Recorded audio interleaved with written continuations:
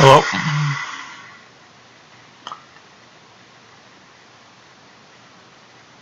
Viewers, just give me one moment here. We're still starting up this game, but welcome to game 2 of the OMTS 10 finals. I'm just figuring out a technical thing or two.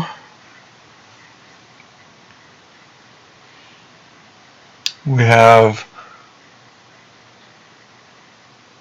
let's see, looks like Steve Baroni is on the bottom again. Playing dark, playing no, so it's Russel on the bottom. Russel's playing dark, looks like he's playing entanglements against what looks like a Chou CPV.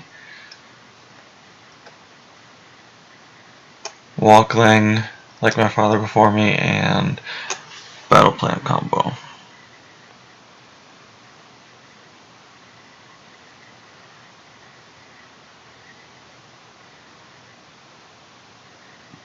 Now, I texted Mike Jim a little bit ago, but he hasn't texted me back, so I don't know whether he'll be joining us or not.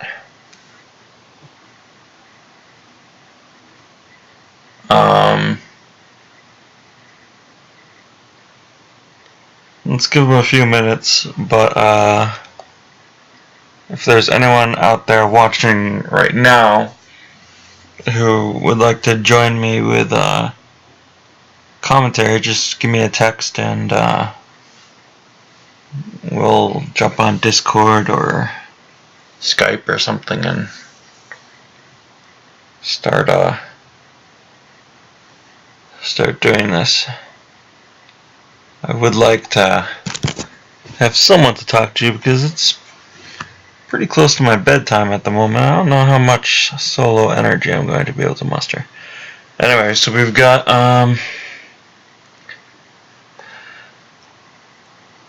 we'll have to see what kind of entanglements Russel is. From his start, it could be either troopers or vehicles. Both of them start the same 3 effects no matter what.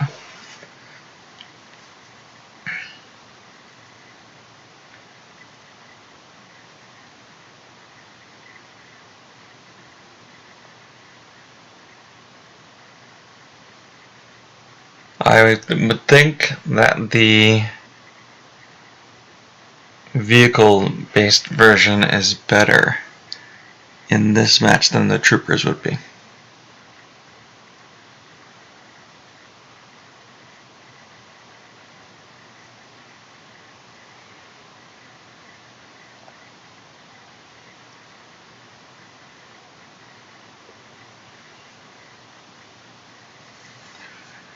Looks like, true to Steve Baroni form, we're on the first action of the game and we already have a rules question going on.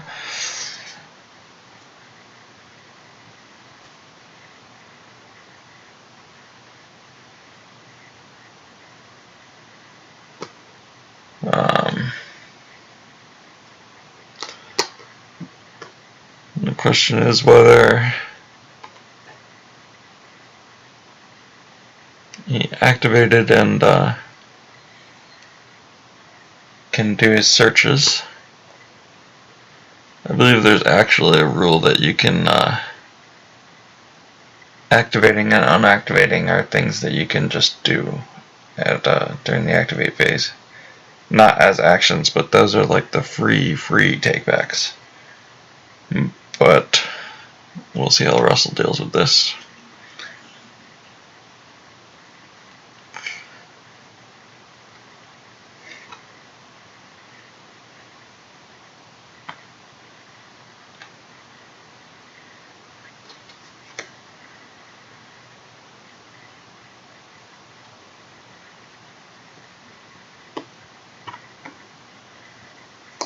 So Russel does choose to just activate all of his force, and he is going to search for his objective.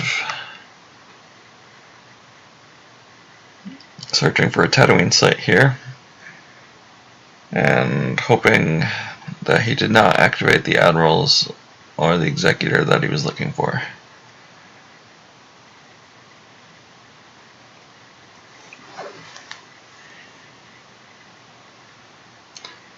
Again, if anyone is watching this and wants to join me in commentary on this game, just let me know in some fashion.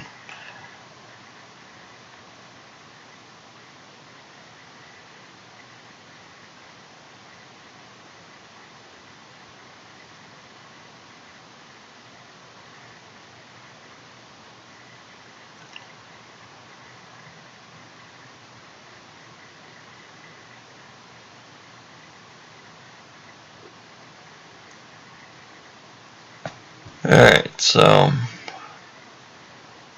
looks like he got probably two standard admirals, Admiral Piet and Admiral Ozzel. However, he did not pull the executor, so it looks like he may have activated that. Oh, here's Mike Gem.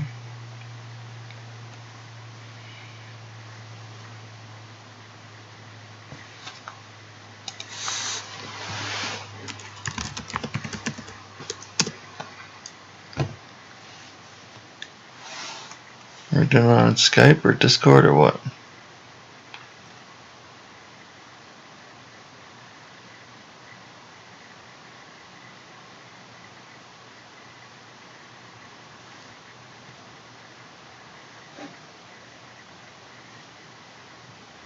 Oh, yeah. Alright, so I need to log on to Skype.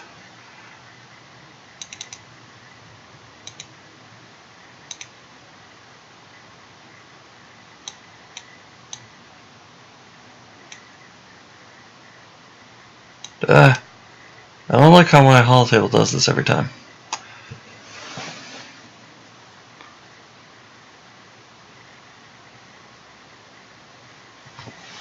Wait, did the Skype? I'm pretty sure I double clicked the thing. My mouse sucks. I think it's my mouse.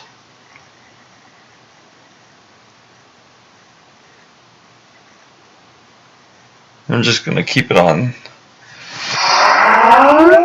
Here we go.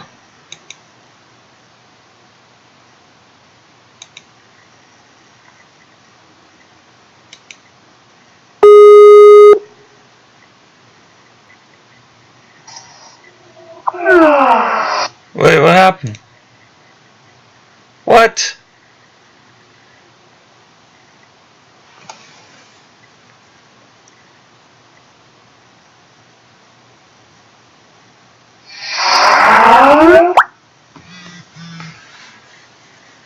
Alright, let's try this again.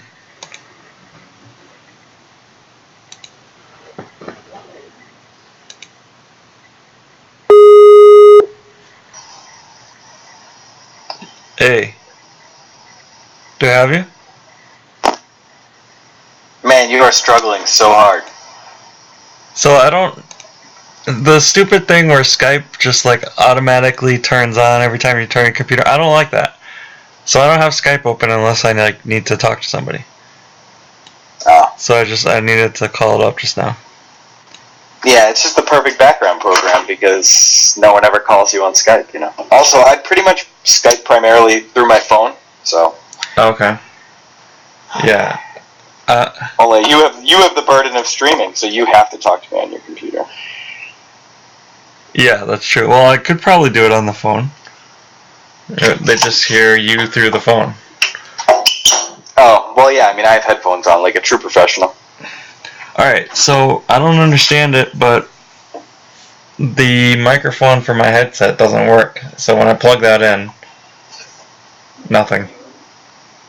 Weird. Anyway, so far looks pretty standard other than, well, actually, I take that back. We have an Admiral Shurinu hitting the table right now. Yeah, what's wrong with that? It's unusual. I mean, Shiranu doesn't work with Mahdi. And usually, if you're going to choose one or the other, you'll choose Mahdi. Well, I have no problem with Chirinu over Mahdi, but he's missing an important card in that combination, and that is Alert My Star Destroyer.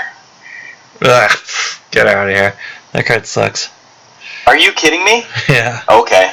Yeah, good call. That's a waste of time. Card's outstanding. Like, Control is not in the meta.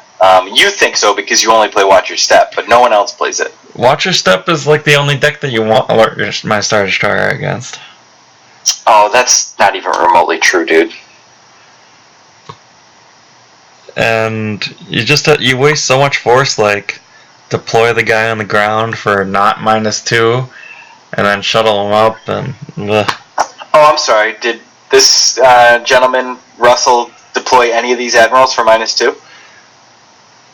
Yeah, actually, I was trying to call you when the... Oh, so alright, well, it looks like he pulled Intensify the Forward Batteries. That's the Admiral's order, huh? Okay, so we're thinking troopers then. The correct answer was actually Piet deployed for -2. So. Oh, Piet did deploy for -2, that's true. But you know what I meant. Yes. I think Alert My Star Destroyer in a Chirinu deck is superb. I mean, it's great against the home. It's amazing against the home one. Outstanding. Yeah, it might have some merit with the troopers here when you want to go a little bit lighter on space. I can see where you're coming from. Thanks, bro. Thanks for seeing the light side of things.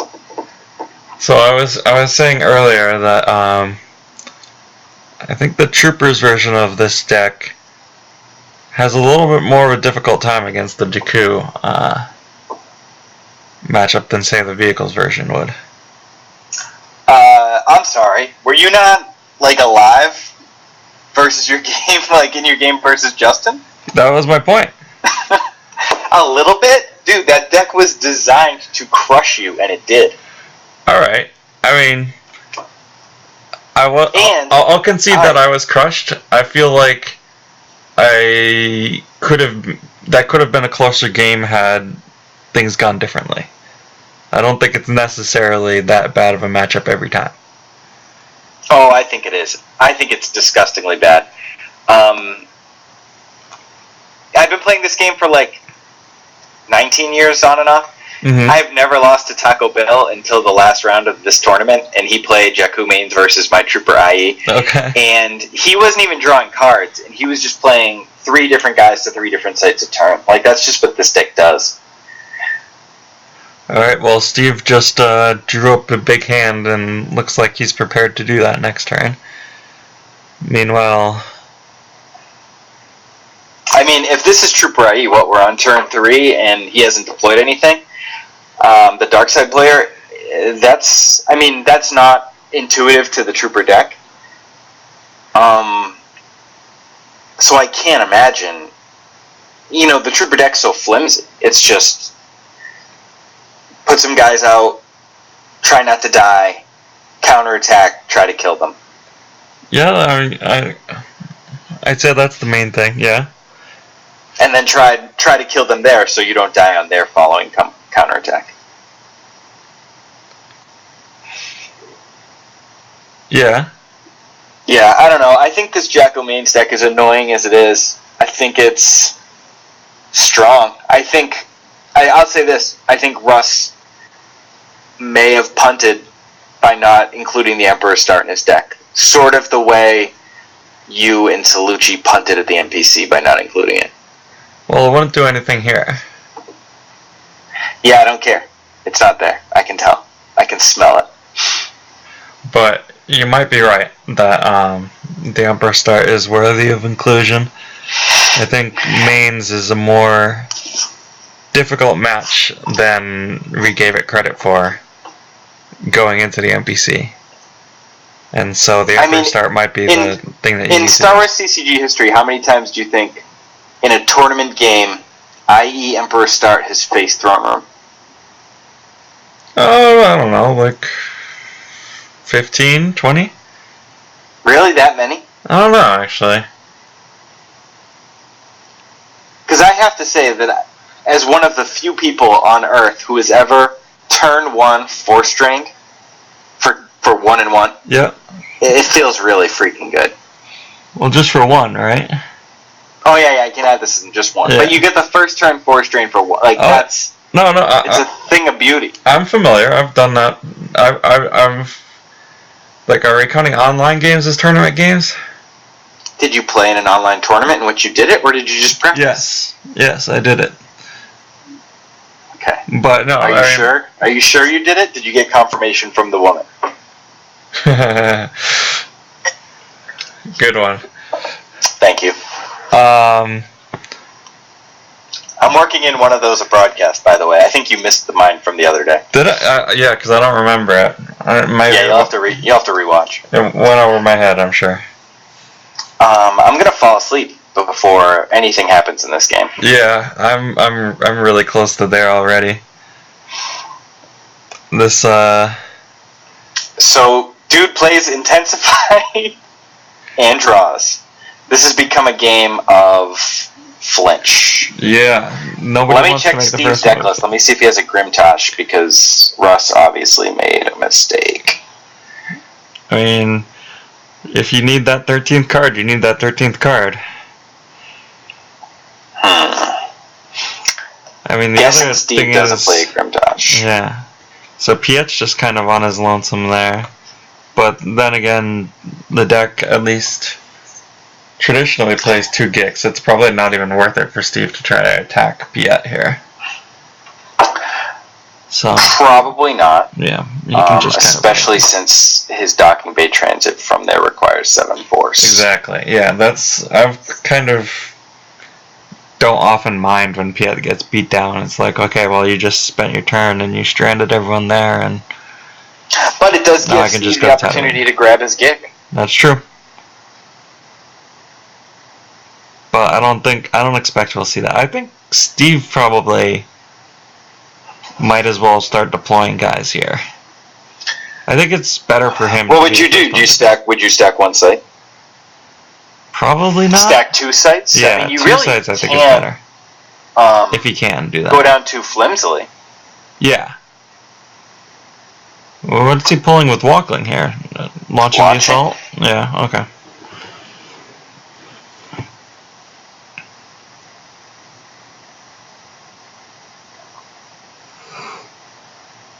I mean, I think his plan was to start launching over battle plan in anything except probably this matchup.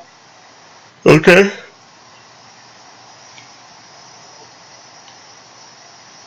I can't think of another matchup where he might start Draw Their Fire. Maybe Q. Not QMC, obviously.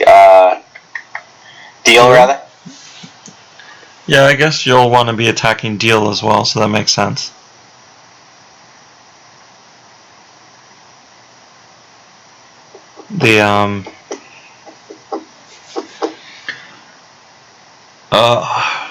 I don't know.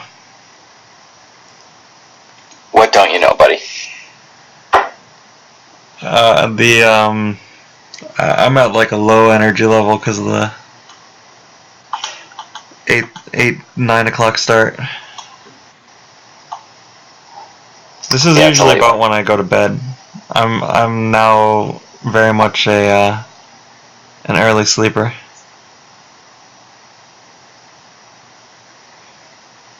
Anyway, the viewers don't want to know about that. I mean, what else can we do? We're sitting here staring at a blank screen. We gotta entertain them somehow. Nobody's done anything yet. Well, I don't know who's watching, so I don't want to say too much, but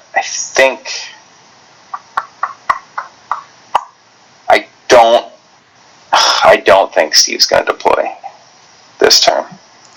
15 force? There are a lot of things you can do with 15 force. But yeah, I mean, he could. What if he just saves, like, what is he activating? 13? What if he, like. I mean, what if he just saves 15? I mean, it depends on what his hand is. But what do you do when your opponent saves 15 force? And, like. you know he could just do everything next turn if you try to deploy to Tatooine.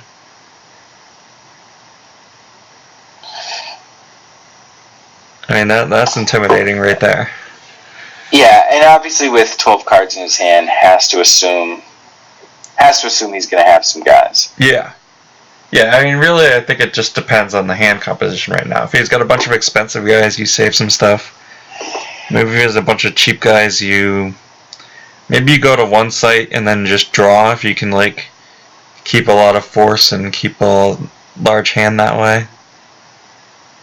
You know, you gotta spend something. But also, at the same time, you don't really expect Monarch coming out of entanglement, so you can also just draw up to, like, 20 cards in hand if you want to. Right.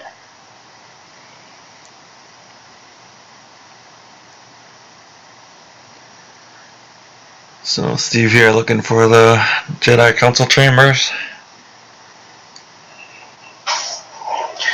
Yeah, I think he's gonna...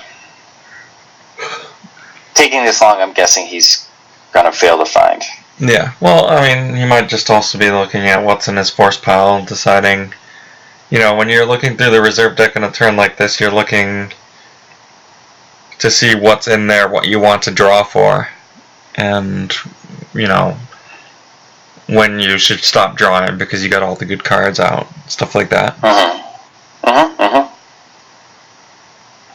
But yeah, I don't think he really cares that much about finding here. Like, it's more, the information is more important. Obviously, he'd like to succeed, but he's not heartbroken that this search failed.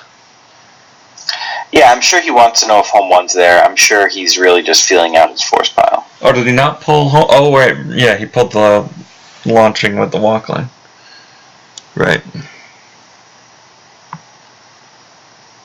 Does he not have... Do you have to have a character on the table to download Luke's lightsaber? You do, right? Yeah, you have to have a legal target. Yeah. But it doesn't have to be Luke. I'm pretty sure. Really? I think so.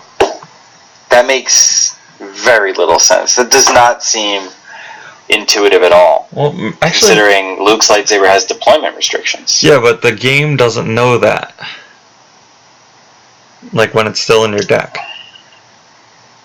Actually, I'm not even sure that there needs to be a character out. Because does the game even know that it's a weapon at that point? Yeah, I think you're giving the game far too little credit. The game's pretty smart. I don't know. I know 100% that if Luke's lightsaber is on the table, you can't do it because of uniqueness rules. Yeah, but does like my father before me know it's unique? There's no dot in front of Luke's. Yeah, but yeah, it does once Luke's lightsaber is on the table.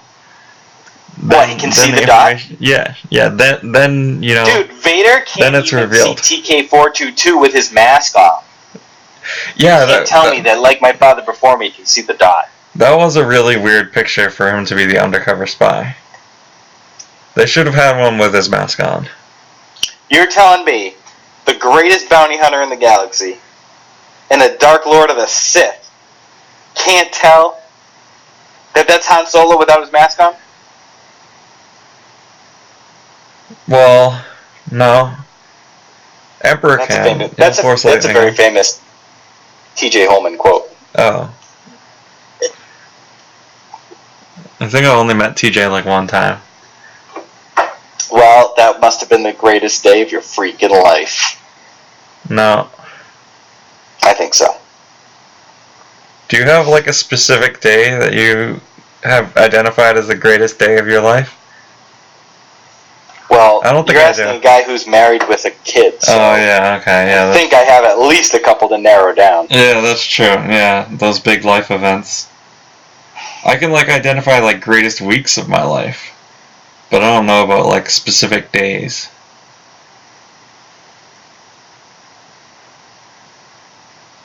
Like that trip that I took to Italy, that was fantastic. The first time I went abroad. Both times I went to Italy, it was freaking amazing. Yeah, my honeymoon was pretty amazing. I mean, what does the greatest day have to be? Like, you have to drink some Felix Felicius potion and just like everything go your way. You're the keeper for the Gryffindor Quidditch team. Like, I don't know. Let me tell you something. If that happened to me, prime candidate right there. You'd be feeling pretty good. Does everyone just, feel like they'd be in Gryffindor? Because I feel like I'd be in Gryffindor. No, I would absolutely be in Ravenclaw. Ravenclaw? I have a bunch of Ravenclaw apparel, too. Really? Yeah, I have a dope scarf and a dope tie. I mean, I used to worship those books. I've read each one 8 times. 80? With a 0? 8. Each one 8. Yeah. Okay. Every time a movie would come out, I'd just like reread them, and then I reread them a bunch of times elsewise. Yeah, I wonder if I'm at 8 there. I read them. Yeah, I reread a lot. Like especially like the fantasy series. Yeah. Like, I've read Song of Ice and Fire probably like 6 times. Really? That's a lot of pages. Yeah. They're dense too. Harry Potter flies. Harry Potter does. Song of Ice and Fire is freaking dense. Especially the earlier ones. Alright, this is interesting. We've got a force push going on. And Steve, again, he doesn't... He saved a bunch and drew a few. Yep. So he probably found what it was he was looking for. Yeah, possibly the JCC, possibly like Akbar, possibly, just a couple characters. Did he pull the home one? Yeah, he did pull home one. Yeah, he pulled it. I can't believe you think everyone would want to be in Gryffindor. That's so white privilege of you. Alright, well, all of the main characters are in Gryffindor, so we identify with that house more than any other house. Like, I don't really know anything. Maybe that's part of your, like, desperate need to fit in with the cool crowd. I mean, the cool... Like... Alright, it's been a while, but... I guarantee... Like, what do you think the ratio is of characters, Gryffindor students you could name as compared to Ravenclaw or Hufflepuff students? Of course you could name all the Gryffindor characters, dude. Like, they mention every single minor Gryffindor person because you're in their, like, bedroom areas and shit. Yeah, like... They don't go to the Hufflepuff common area. Yeah, Ravenclaw I can think of, like, 2 right now. Yeah. I mean, again, main character... I mean, that's not the point I'm trying to make. I'm trying to make you feel awful about yourself by saying that you were never accepted with the cool kids in grade or high school, and that feeds your desire to be in Gryffindor. For some reason... Whereas, like, I'm very comfortable with myself, and I would just, like, want to make out with Cho Chang. Yeah. They, I feel really bad for the Ginny actress. Because they didn't know when they started casting for Ginny that she was supposed to be a love interest later and that she was supposed to be hot. Wait, do you not think Ginny's hot? In the movies? Are you kidding me? Yeah. No! I think she's... I mean, obviously when she's, like, really, really young, she's not anything. But when she's, like, an 18-year-old girl by the end of it, I think she's very attractive, yeah. Oh, God. No, not even close. Wow. I, like... thought she was like very unattractive. Yeah, that's shocking to me. But I do have a predilection for pasty redheads with freckles. But I'll say this: why do you assume just because Harry's with her that she has to be hot? Well, because she's described in the books as being hot. Really? J.K. Rowling's like, by the way, Ginny got hot. Not those exact words, but yeah. I think he Ginny developed into a woman, which she did. Like most girls do. And no. Harry was attracted to her because she's smart and she's fucking fierce, and that's enough. It is clearly implied in the books that her milkshake brought all the boys to the yard. No. A bunch of dudes wanted to be with her because she was an independent woman who didn't care about making up with people.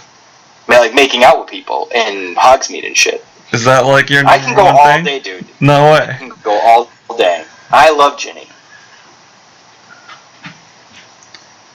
Alright, so we got some action here, so we can pause. Finally, we've got some troopers going down. So Trooper Devon fell to the Judlow Waste. That's kind of his home. Yep. Narthax to the docking bay. Piet's going to shuttle over to Tatooine docking bay. I think Steve missed his chance to go down with the Executor and Akbar. I think he was a 4 short to do Akbar, Ray, home 1. So he couldn't go that one turn. But now that Elsic and Barrich are on the Devastator, he's pretty well set up. And this is probably... It's an interesting call. It's a call that I would like to say that I could make. I don't need the immunity because I'm going to use Elsich and Barrich as my pseudo-immunity. Right. And I think that's pretty good. I think it is. Alright, hold on one second. I gotta turn on the light here. Alright.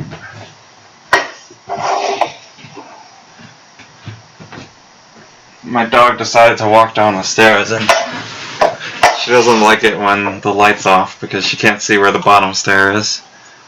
So if there's anything more boring than us discussing the minutia of Harry Potter and like the physical development of Ginny Weasley, it's you talking about your dog's blindness.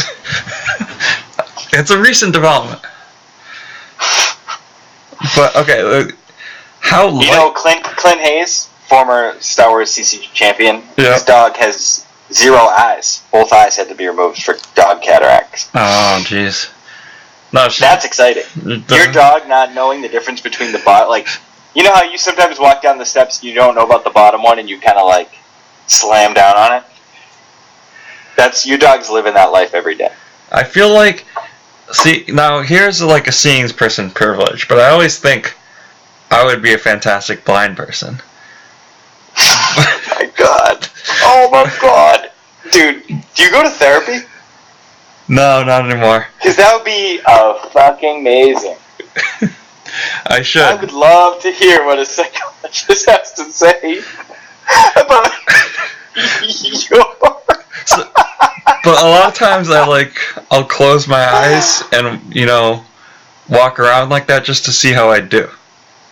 And I do pretty well. Are you doing this in your house? Because everyone can navigate their house. That's the thing, is that, yes, that's where I'm doing it. But actually, no, not always. Because a lot of times I'll just be... I'll be walking around outside, and, I realize that people keep their eyes open way more than is necessary. Because you only really need your eyes open, 1 out of every 10 seconds or so, for an update. And then you close out of your fucking mind? You close 1 out of every 10 seconds? I'm not sure. I don't time it. But, the percentage of time that you actually need your eyes open isn't that high.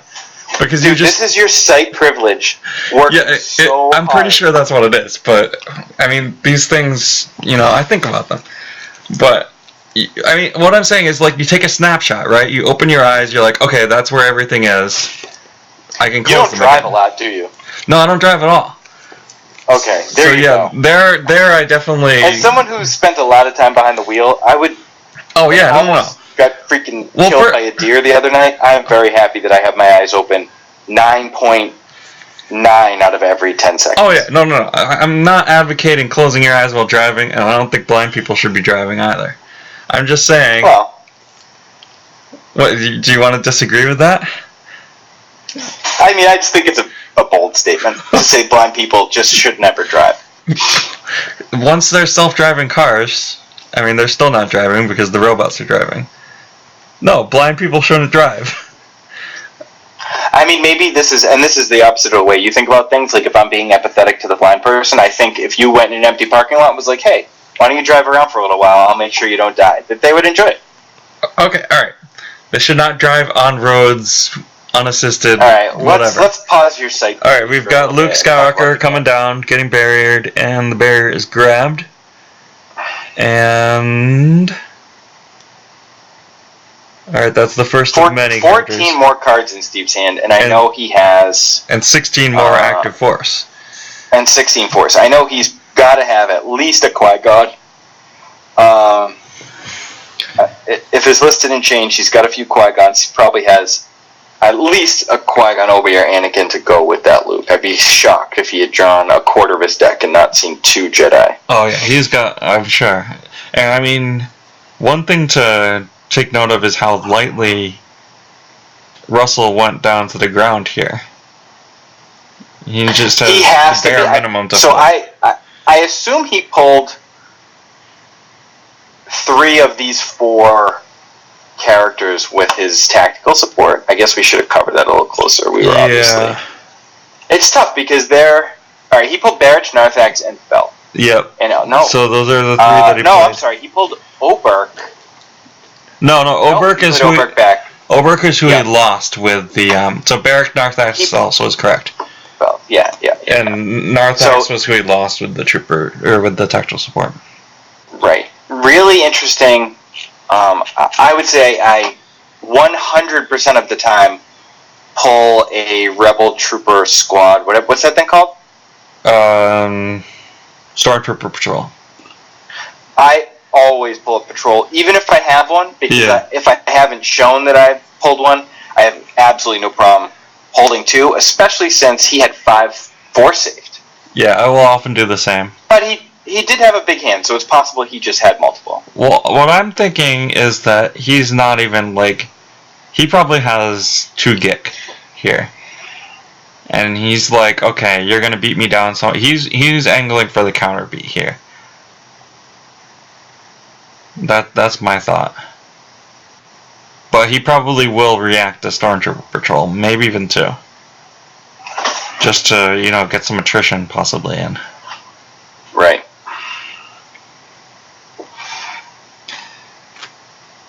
Although if Steve adds an EPP here, you might just see Piet go down in flames. Yeah, we were having a conversation about it, and okay, so it's Ray. When we were building Steve's deck earlier, just figuring out what he's going to play. Mm-hmm. I was pushing for a switch to EPP Qui-Gon. I just didn't see Russ playing Invasion or Scum, where EPP Qui-Gon's sort of his strongest. Mm-hmm. And I thought the potential matchups that we could see, I'm really into EPP Qui-Gon. Well, he no longer has the force for an EPP Qui-Gon here, but an EPP Obi could come down. Yeah, he does not play EPP Obi. Oh no? I couldn't tell you the last time a KTOD deck played EPP Obi-Wan. It'd have to be Senate and Senate only. And even now, I wonder if Justin would still play EPP Obi-Wan over Obi-Wan Kenobi B. He's just so good. His game text is just stellar. Okay. I didn't realize that. Oh, you didn't realize that we pretty much exclusively play Obi-Wan Kenobi V? I don't look at lists nearly as much as I should. Interesting. I guess when you have Salucci building all your decks, you don't have to. Exactly. I haven't built a deck for myself since I don't know if I've done it this decade.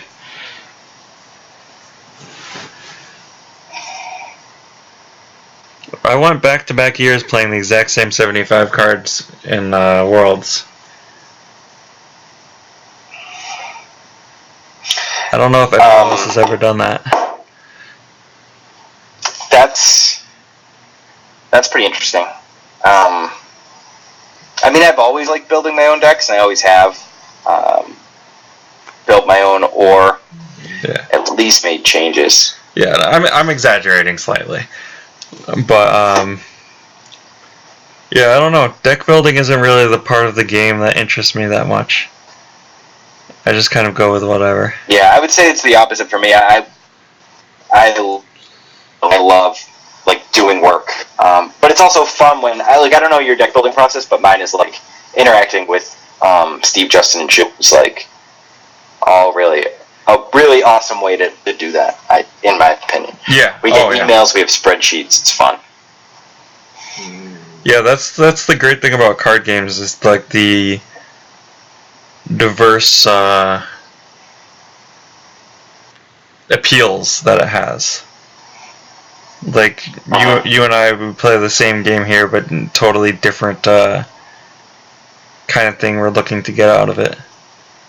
Mm-hmm. For me, it's all about the in-game stuff, and I would just Yeah, I would say, take whatever. like, aside from blind drawing a 7 against you, my proudest Star Wars CCG moments are when, in 2003, the KTOD that year was me, Justin, Chou, and Clint. Mm-hmm. And we played, not only that's when KTOD Huntdown got invented, and it went undefeated over all 3 days when I won day 1, and never lost a game through day 2 or 3. But we played 8 different decks on day 2, and all 4 of us made the top 8 with 8 different day 2 decks. I think that was incredible. Very nice. That was the year that was Mr. Chou's first World Championship, if I'm not mistaken. Did he win in 03? I thought so. That was the speed I deal thought year? Bastion beat Shaw, no? Did Bastion never win? Bastion Did won you beat Shaw in 03? in 2001. Yeah, 2001 was Bastion won over Shaw, and then the next year... Wasn't 2001 Angela? No, I thought Angela was 2002. Oh, yeah, that might be true. Yeah, because I don't think when Bastion won, I don't think there were virtual cards yet. And I think Angela won the first virtual card Worlds with Watto.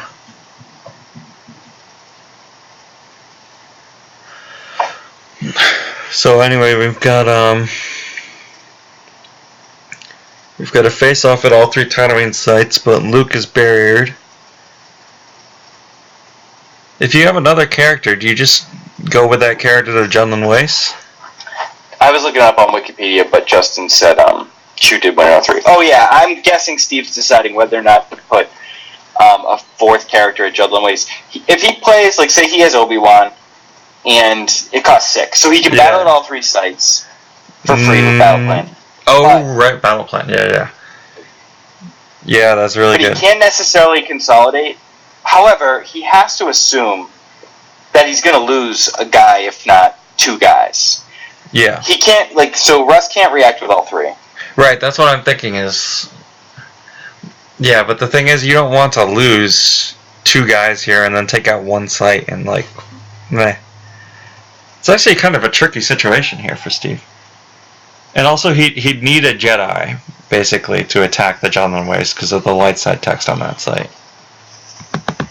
So that site's maybe safe.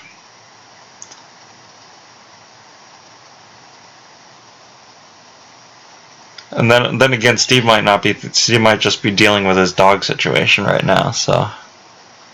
He could be. Yeah, it's possible that, he needs to turn on the lights so that his dogs can go down the stairs.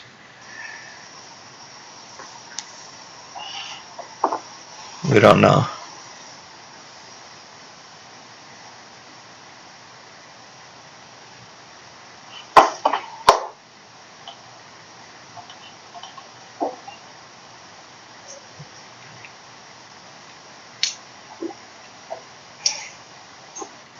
So I guess with Battle Plan, we could even see an EPP Qui-Gon here, but then again, there's no moving after that fact. Yeah, then he's really stuck. Yeah. And God forbid that. Oh, here comes Obi-Wan. All right, so here's Obi-Wan. I was gonna say God. Oh, Interesting. Interesting. If he wins both these battles and clears the sites, it auto flips, right? Yeah, actually, he flips them right now. Oh, it flips him right now. He's got 1 to 0 in terms of sites controlled.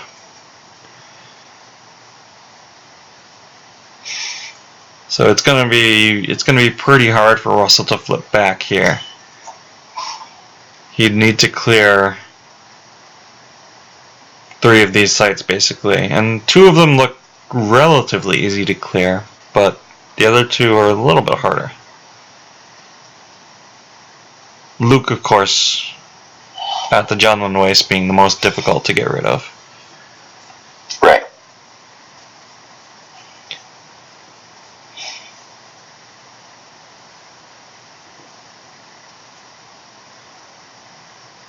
So here's the other question is, do you even battle with Rey here?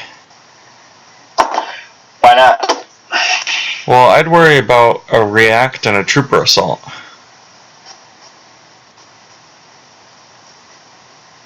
Maybe he has, see, I'd be pulling There Is No Try here if I'm dark. I don't know if Steve runs Sense or not, but I'd be worried about that card. Yeah, I think that's good reason to be worried. I am questioning the using raised text to draw card. I feel like you'd want to potentially move 2 guys. Yeah, it's actually kind of an interesting thing. Well, he does have the Like My Father, and he's using that now. Yeah, but now he can only move 1. If he had kept that there and put a card down, he has the ability to move twice if he needs to. Yeah. Not that I think he would. But I don't know if I would I don't know what he's looking for. Maybe he's looking for Sense. Yeah. That's the only card I can think of that he'd want in his hand with, as the last card of the Force. Right. But alright, so we've got a battle going on now. Anakin is battling against Piet, and we do not have a react. Okay, just battle this. So just looks like Piet is going to die here.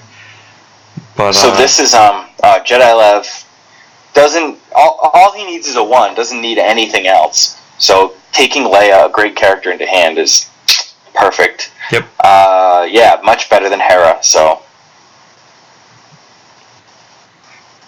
Yep. Or maybe not better than Hera in this situation, but I mean, I don't know if Steve's going to go in space, so. I mean, I would imagine I'd rather have Leia than Hera. Well, either way, now he has the it's just more character mass in his hand. Like, I'm sure if he had drawn Hera first, he probably would have Jedi left for her as well. Yeah, maybe. I still think it's. But maybe he was pretty great. Maybe he was going for like a 6 or something there to get an actual overflow on Piet. Right now, Piet does cover that battle damage. And now, I don't think I would battle with Rey.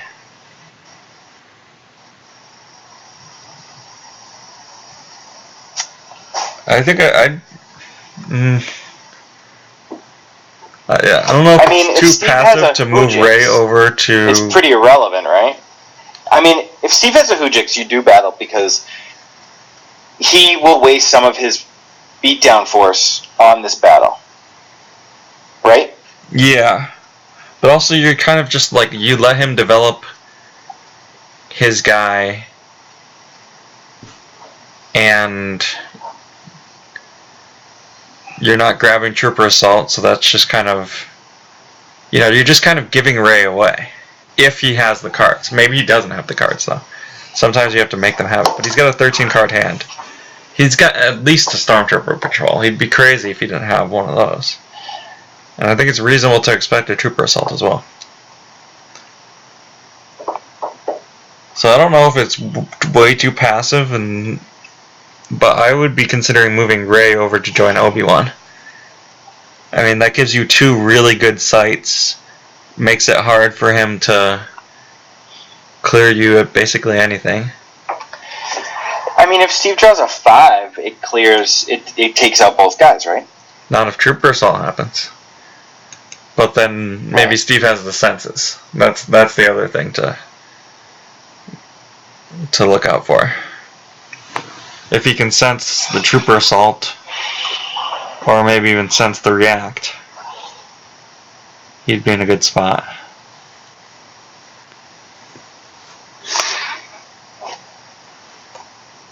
Especially given that the sense shields aren't out. So that makes me think. Yeah. I feel like Steve doesn't have the sense, because he would have gone for it by now if the shields, or if he had it, I think. I just think, like, if you're gonna lose Rey, you want to lose her now or when he has 6 guys at that site? Well, I don't think you keep Rey at that site, is my thought. Alright, then, sure, then it's, 6 less power against Anakin. Yeah, that's the good point, yeah. So, I mean, it also depends, does Steve have the Hoojix?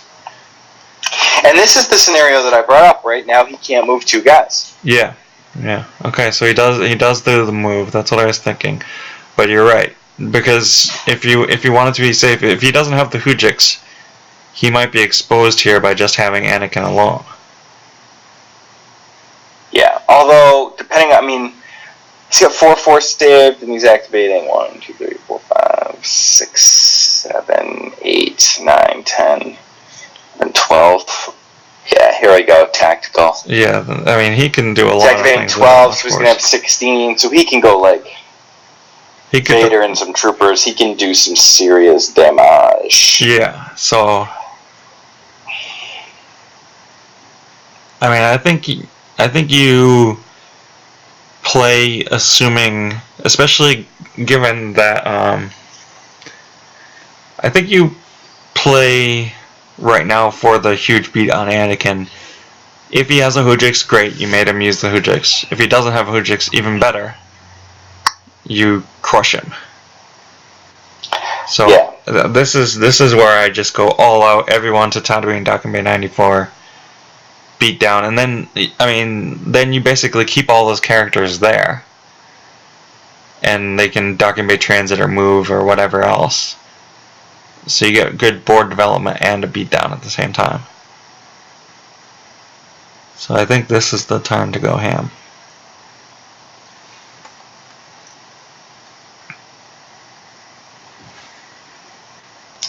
Let's see how Steve reacts. I gotta guess he's gonna put the battle planes in the lost pile. There you go. Yep, that's not the matchup you play this card for.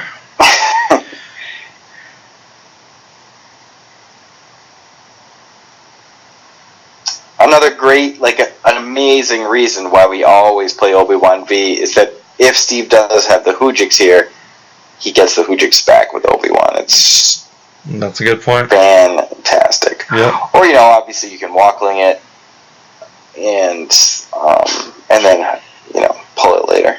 Yeah. Hujix is going to be a key card in this match. I mean, so much so that it's possible that Russell might be tempted to grab it. Just to stop that Obi-Wan or that walkling, which is its own kind of power. I'm going to put you on mute for a second. Sure. I had that somehow with 4%. 30. But You didn't mute me.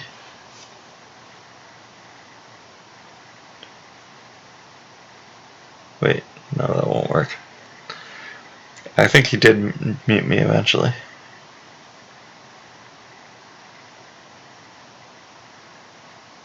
I was thinking I'd mute my own computer, but then how would I know when he comes back?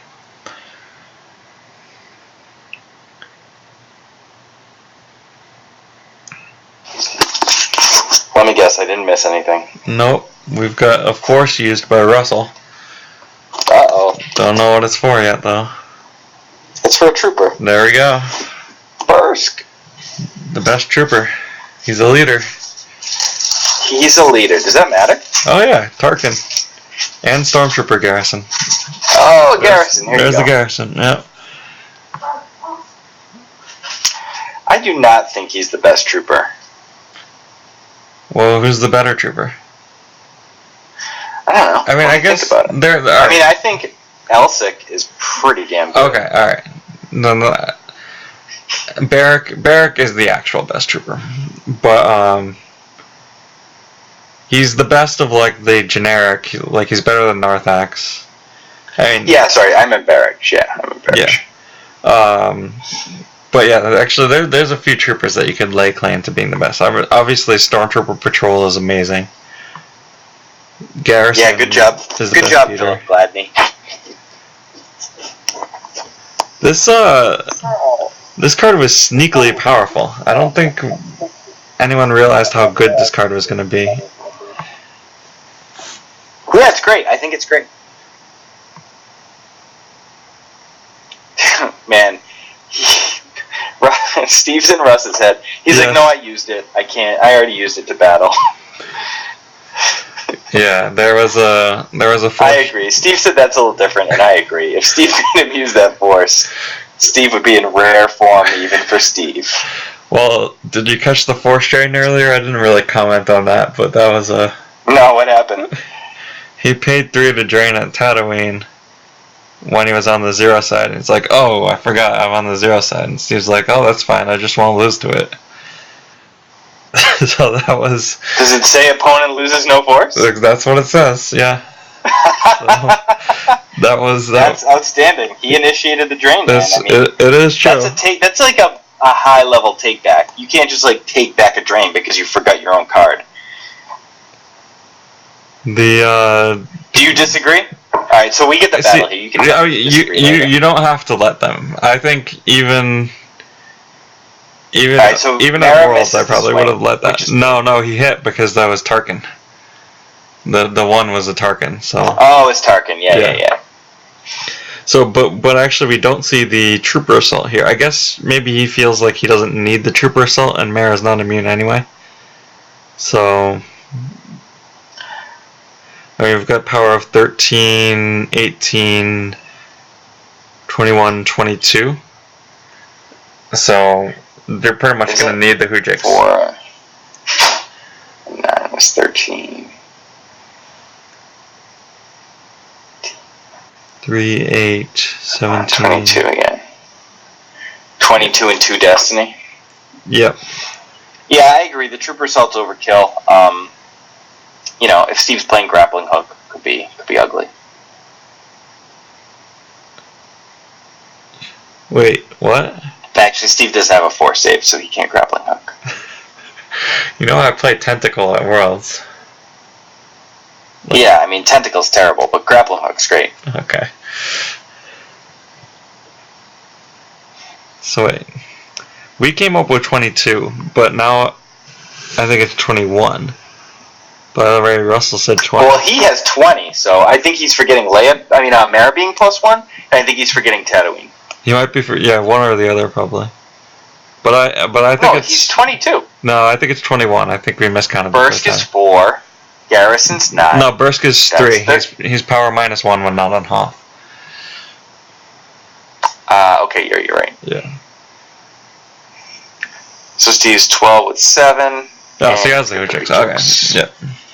Will Russ grab the Hoojiks? Exactly. Huge decision that's here. the question. And what else do you grab? I mean, leadership if he ever tries to go down. Yeah, I don't know if it's going to be that game. I would be tempted, so especially with the... not being able to draw 7. Like, probably plays 1/7. Man. So he does not grab the Hoojiks. He doesn't grab the Hoojiks, and then he moves, who moved? Davin Felth moved away. Felth moved away, right. Yeah.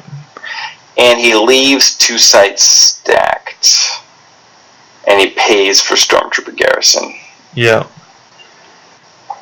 So, I mean, with that, I feel like he's got enough... Well... No, he probably doesn't have enough to force out a Hoojiks on either of these sites right now. Maybe you could against Luke, but you're getting a lightsaber swung on you and stuff like that. That's iffy. So maybe the non-grab on Hoojiks makes sense. Ooh, I hope Steve plays a shield right now. What should he be playing here? Oh, you think he might be playing Always Thinking with Your Stomach? That could be a blowout. Could be.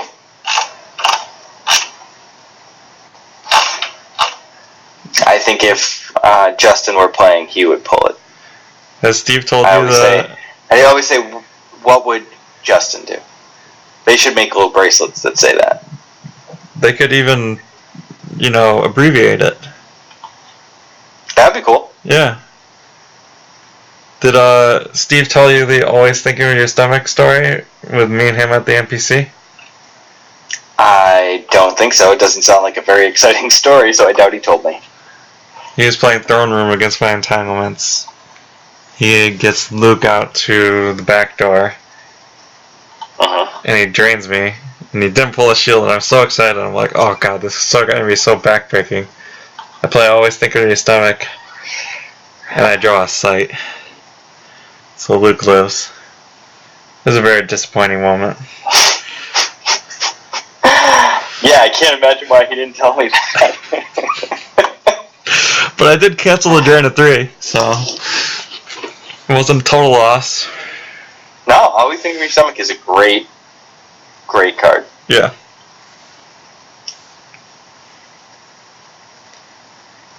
No, I'll sneak it in back into the decks every once in a while, just, if it's been long enough ago that everyone forgets to play around it. And I caught a couple people at Euros playing that card.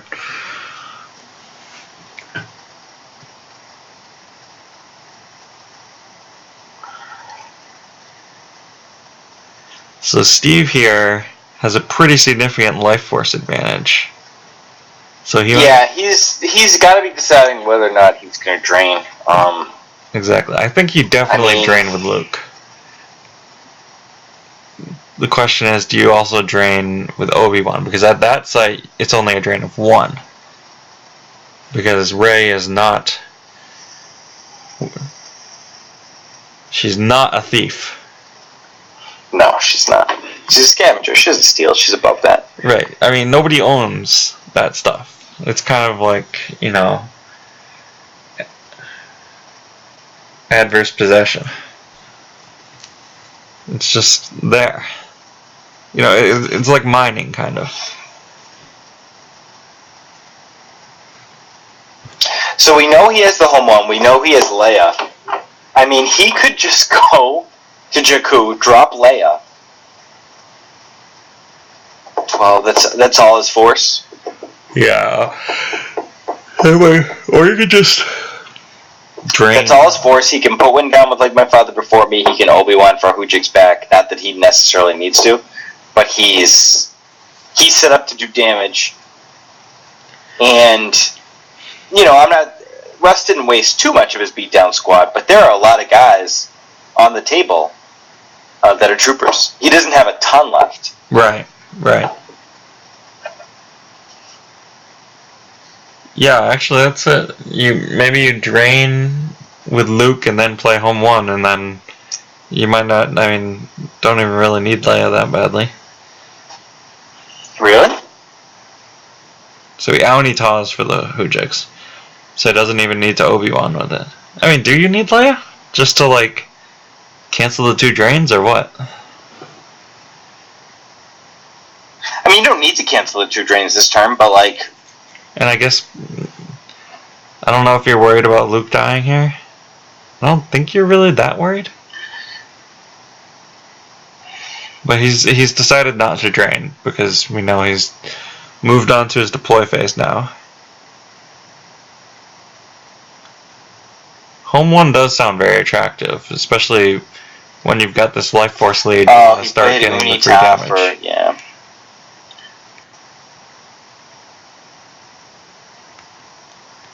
And it's just gonna snowball. This might be the opportunity that he has to get home 1 out there without falling behind on board. Or he might just be trying... No, he goes for the home 1. To Jakku, of course. He does not want to mess with that Tatooine. Probably we're going to see Russel chasing the home 1.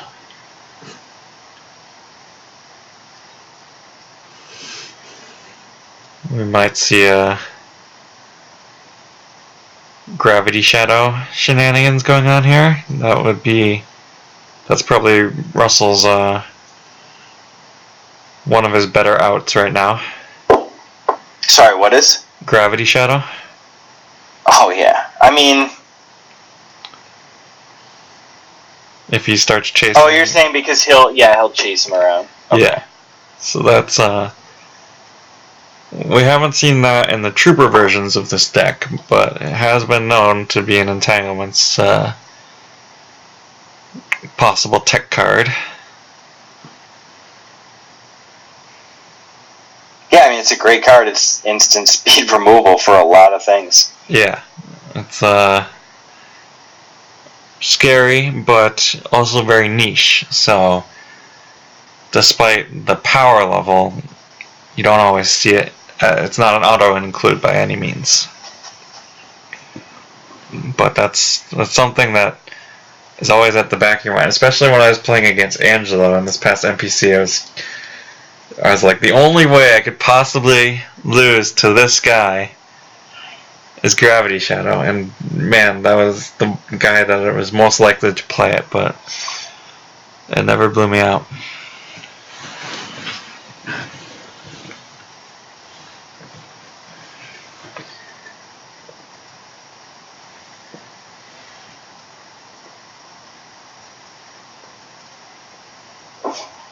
Alright, so Steve's putting a card down. Yeah, so basically... He's got 8 in hand. So we know he has Leia, but you got... Yeah, it's tough to say how much of a force he has. We don't see a... I would have liked to see a firepower there from Russell. Just, get some retrieval going, get Mara back. I mean, what else are you going to be using your shields on? You're not going to use all 4 shields this game, I don't think. Yeah, I mean, it's a huge mistake to not play firepower there. Massive mistake. Yeah, I feel like it's hard to justify not especially with Mara on top. Like, I mean, it doesn't matter. You control a battleground site in a battleground system, you play firepower. Yeah, I mean... You always try to give the players the benefit of the doubt and say, well, maybe he wants all of the force and stuff like that. And it's possible, but I mean, I don't know what's in his hand, but I'm inclined to agree that it's very likely a mistake there. And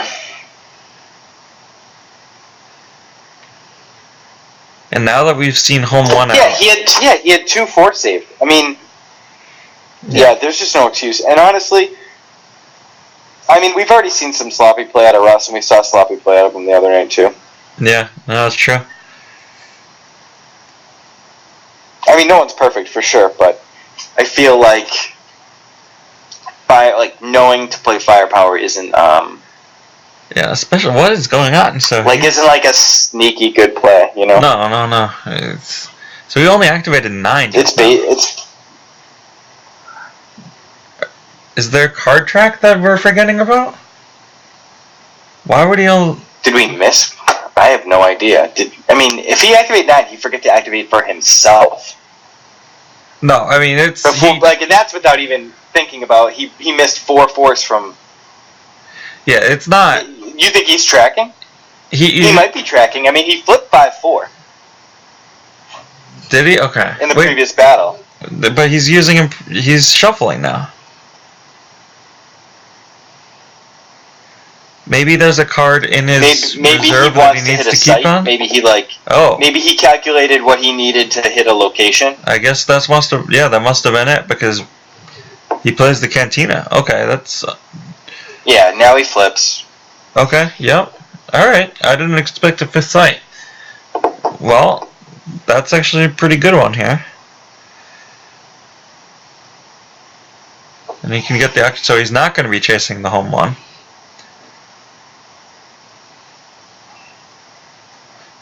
Because that would just let the occupation get cancelled. So now he wants to do the race.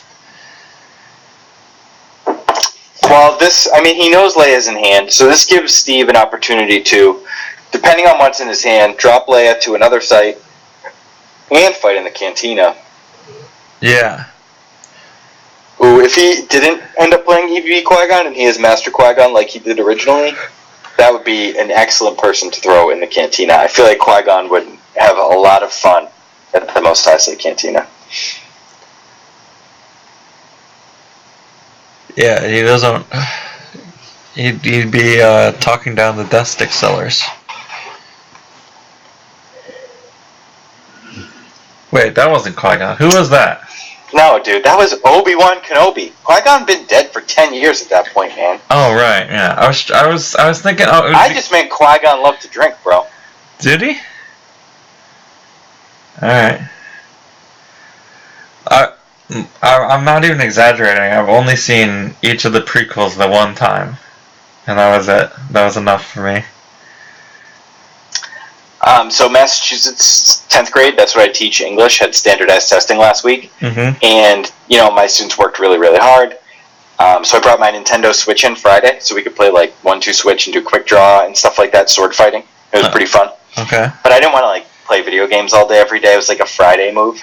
Literally after 3 days testing, Tuesday, Wednesday, Thursday, played the Switch on Friday. Okay. So today I bought Rogue One and watched Rogue One with both my 10th grade classes. we're 50 minutes in, so we're gonna finish it tomorrow. Nice. 90-minute classes. So. Yeah, pretty dope. Yeah, I had a high school English teacher that would do that too. We'd just like watch a ridiculous amount of movies, and then he had super hard tests. It was just kind of strange. Yeah, I never ever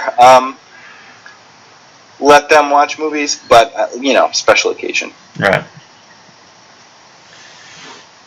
Yeah, no, if they put up with the standardized testing stuff, good on them. Yeah. Okay, so Russell just does the wall and that's it.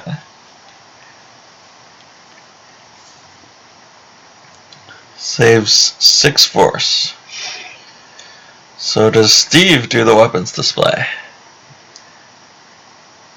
Or are just both players just not going to do that?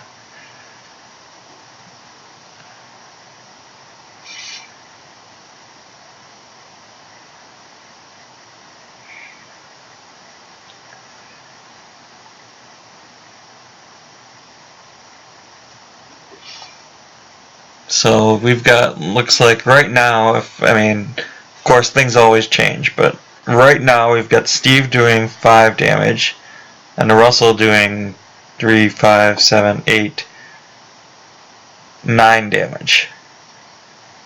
So even though Steve's got the life force lead, Russell's doing a lot more damage.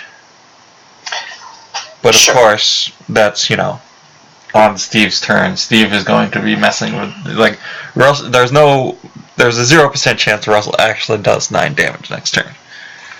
Let's just be clear about that. 0%. Yeah. Whoops. Did you disconnect as well? I did. Yep. Looks like. I hope they entered their passwords. let's assume. Hope you suckers paid your gas bill. It looks like is Steve just disconnected entirely? No, I see the champ. No, it was Russ that disconnected. Yeah, I see him and he reconnected. I just didn't. You gotta scroll down to see all the names. At least I do. Oh, that window never changed the size. Oh, wait, maybe. There we go. So we're waiting for them to resume the game. Hopefully one of them saved. We assume that they did. It always usually prompts you when that happens. I'll give them a few seconds to enter their passwords and stuff and load the game so we don't mess them up with the observation request.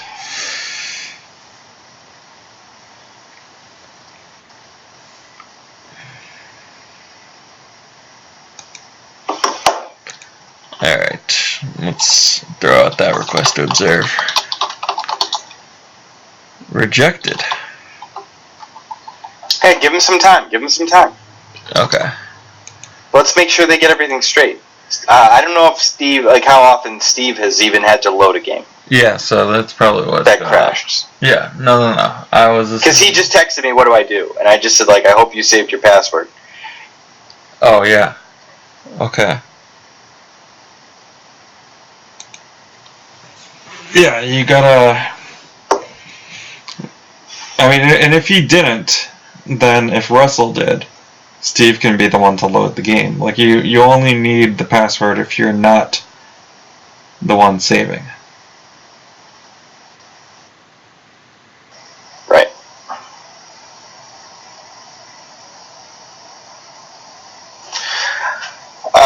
gotta call Steve to help him. Okay. I'll get you back. Alright, so those of you watching this on YouTube later, I guess everyone's watching on YouTube, but if you're not watching it live, probably skip ahead like 5 minutes or so. Everyone else, I don't know, get some water or something, that's what I'm gonna do.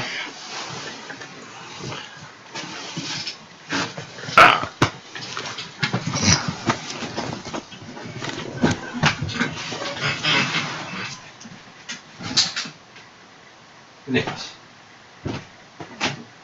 Good girl. Excuse me. Yep, there we go.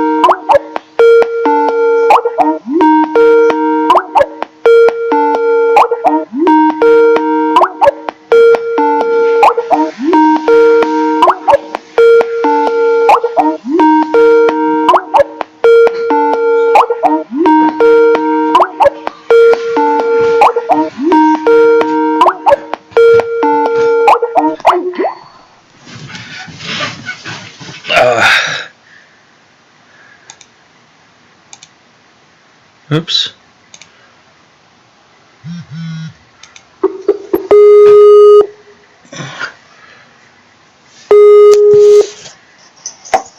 Jeez, man. I was away. I was not at my computer. So what's up? You were AFK? AFK. I was rewatering, etc. Hold, please. Yep. Why bother to call then? What? No. Anytime you call me, my Bluetooth won't connect to the call. I have to turn off my headset and turn it back on. Oh, that's weird. Just when I call you, or when anyone does? Anytime I get a Skype call, for some reason, like, I don't have an option to change the audio. It, like, only gives me the option to speaker or regular call.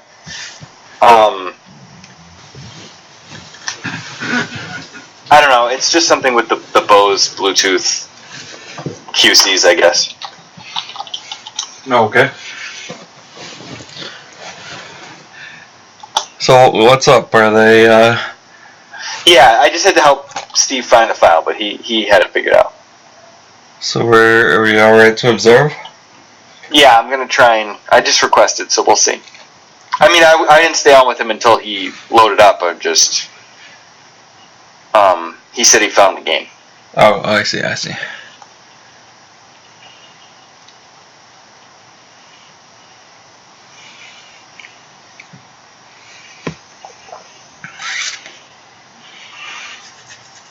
Why do I have this one on my Skype? Is someone trying to talk to me on Skype? It doesn't say. Alright, the game is loaded. Oh, okay. Queso just came into the lobby and was like, "Are you guys watching the YouTube chat?" What's going on in the YouTube chat? I don't know. I forget to load it up. I'm not. I can't figure out how to load YouTube chat on my phone.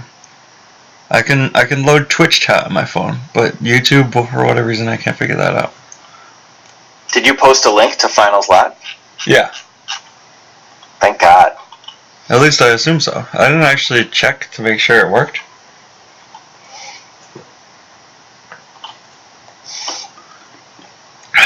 But why? So, tell me what's happening in the YouTube chat. Can the broadcaster see the chat? I guess it's no. Sometimes they can read chat. No, you don't. You don't need a character to download Luke Saber, says Skipton. Aha! That's bullshit. And the game knows a weapon. And the game doesn't know that it's a weapon. So stupid. I thought. See, I wasn't. Bill Glenn said. I wasn't sure just because of how stupid it was. a madman. Wait, say that last part I missed. Golden was like, my wife is so confused right now because I'm laughing like a madman. She can't hear the audio. And John Anderson said he could listen to us talk all day. Thanks, John Anderson. You're the man. All right. I wonder what we said that was so funny. It was definitely me making fun of you about something. I'm gonna go out on a limb. What? It had to be when I lost my mind about something ridiculous you said, and I was laughing uncontrollably. So there's no chance that I said anything funny? Oh, you said something funny, but you didn't mean to be funny. You were being serious. What was the thing that I was laughing hysterical? Oh, your sight privilege. You said. Listen. You would be. So you want to hear something sick? I didn't really get to respond to that story, but I used to be a sick bastard. Okay. Ooh. Sense is in the lost pile for Obi-Wan to take. Very interesting. Oh, yes. With one of my ex-girlfriends, I used to pretend to be blind in the grocery store all the time. She used to get so mad. Thanks, Chris. We got it. I remembered. My memory. Golan reminded me about Tom being blind. Yeah, I used to walk around and bump into things with the cart, and she would get so mad. And I didn't realize I was being insensitive to blind people. I just thought I was being funny. But that's my sight privilege. But I get over that. See, when in my youthful indiscretions, I was sight privileged too. I have. You haven't achieved empathy yet. So I'm gonna story top you here, because. So. Please do. All right. This has to do with when I think I was in 2nd grade. There was this kid, I'd never seen him before, and he was walking along in the hallway, and he had this toy in front of him, and he was just I don't know, it was kind of like a vacuum cleaner toy or something. He had it out in front of him, and so I'm I'm gonna fuck with this kid, and so I straddle the toy, and he walks right into me. And it turns out that he was blind, and the toy was a cane. But I had no clue that he was actually blind. I just thought he had this weird toy thing, and it was his first day at school. That's why I had never seen him before. He was actually blind. Why the fuck did you think a cane was a... I'd never seen a blind kid before. I didn't even know that blind people existed. This was the first time. And no one believed me. They thought I was bullying the fuck out of this poor blind kid. Who was his very first day just walks into me. You didn't know what a blind person was, but you did say, I want to fuck with this kid. That's strong language. I didn't say those words. I just was hey, wouldn't it be cool if, what is this kid doing with this toy? Let's, and I swear to God, in my mind, it was not a thin cane. There was fucking one of those circle globe things on the bottom with little bouncy balls inside, and I swear to God, that's how it looks in my mind when I think back about it. And everyone was so furious with me, but I didn't know. And no one ever believes me. I know you think that story topping me, but I think that story bottoming me.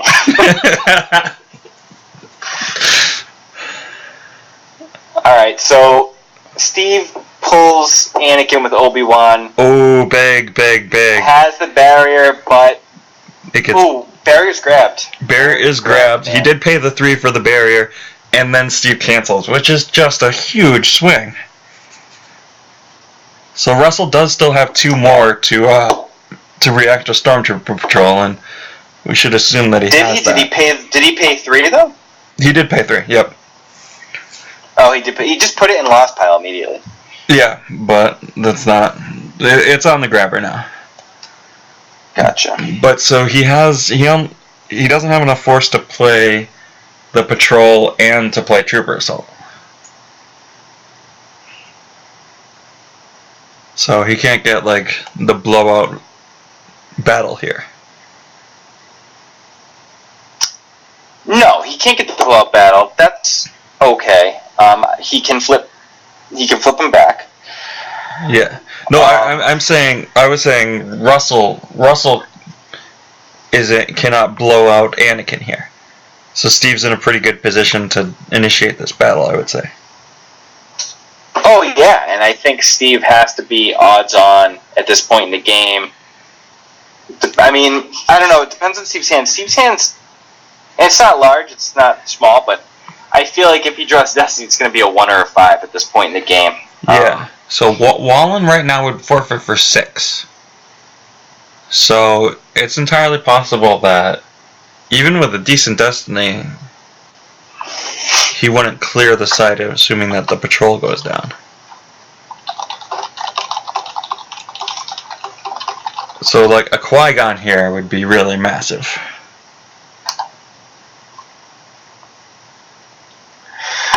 Alright, putting Leia down. I think you have to get Leia down. Well, maybe not if you're flipping him back. Yeah, he does flip back. This might just be but honestly, this leaves 8 force in Steve's force pile. It lets him draw up 5 cards, 6 cards with, like, my father before me. Right. So I think this is, while he might not need to use Leia this turn, putting Leia down, drawing 6 cards, going back to 12, I think that's strong. Yeah, I think so too. Especially since, like, if it's Master Qui-Gon and he doesn't have a saber, it's not a massive battle. It clears the site, which is, don't get me wrong, great. But it can, it would essentially leave him with a 5-card hand, right? Yeah. Alright, so here's the Stormtrooper Patrol. Yeah, as expected, we've got the Stormtrooper Patrol come down. So, we're probably going to get like a 1-for-1 trade here. If Steve draws really well, he can kill both characters. If Russell draws poorly, Anakin might survive. Although Steve might not want Anakin. Oh no, Steve has the Hujix back in his hand.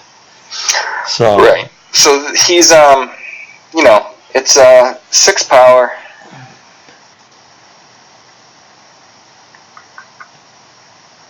Yeah, there's not going to be an overflow here for sure.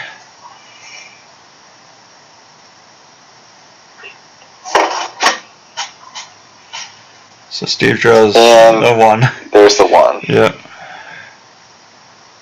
Russell drawing a 4, which does kill Anakin.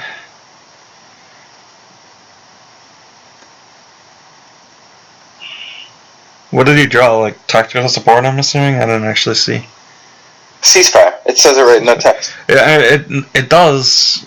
Yeah, it did on my old holotable. For whatever reason, once I got this new computer, it just says Drew Destiny of 4. Oh, weird. Yeah, it's annoying. So I have to, like, have Hawkeyes. So he chooses to forfeit Wallen as opposed to the patrol. Makes sense to me. Sure. Now, interesting thing is that if he just moves Leia, Russell just flips back. Uh-huh. So maybe he moves Luke over to join Leia? Or... He could actually move Luke and Rey. Yeah. Or maybe he just moves, like, Rey. And has Leia and Rey. And then the Jedi... I don't think you want to lose Leia. But I guess you could just use her right now. Yeah, exactly. Cancel 2 drains now and call it a day. Yeah, he's got options. Let's see what he does.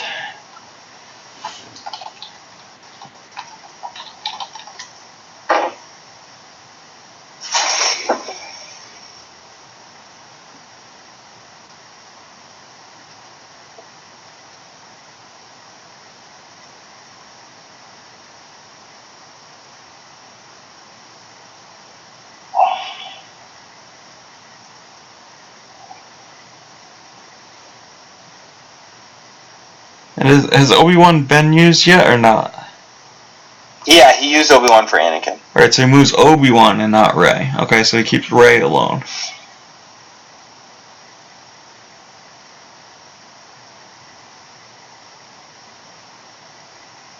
So Obi-Wan and Leia right now at the docking bay in front of Davin Felth and...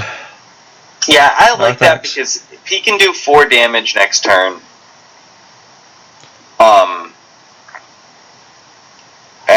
Russ is getting to the point where he's not going to be able to do much. Right, yeah. He just needs to he just needs to stay strong and get 8 damage in over the next 2 turns.